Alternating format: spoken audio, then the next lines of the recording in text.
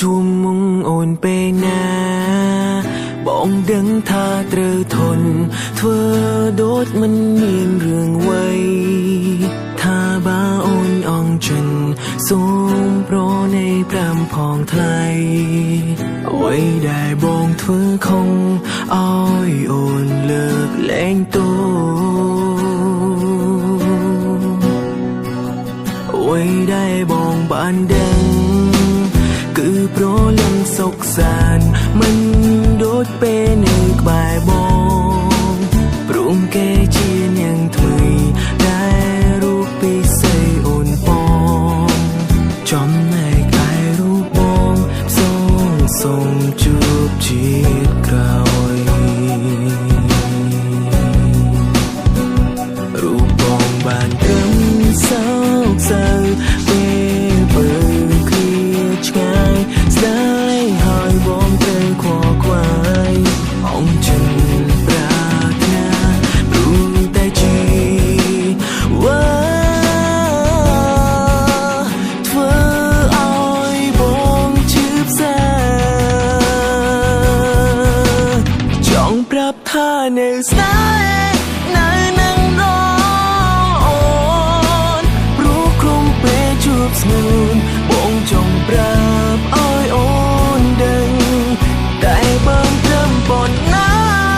បងដឹងវាហួហើយទូរៀបរាប់យ៉ាងណាក៏អូនមិនព្រោះប្រែបងបានត្រឹមជានាងមុនគេ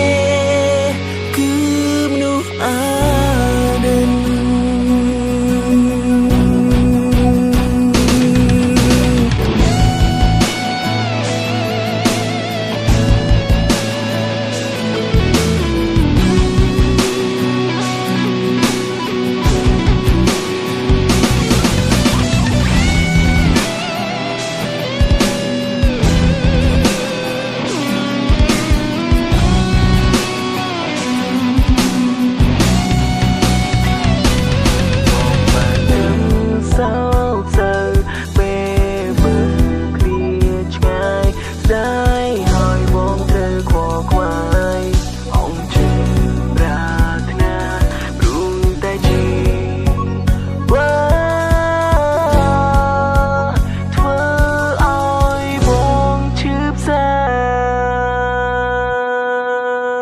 ចង់ប្រាប់ថានៅស្នេហ៍នៅនឹងរ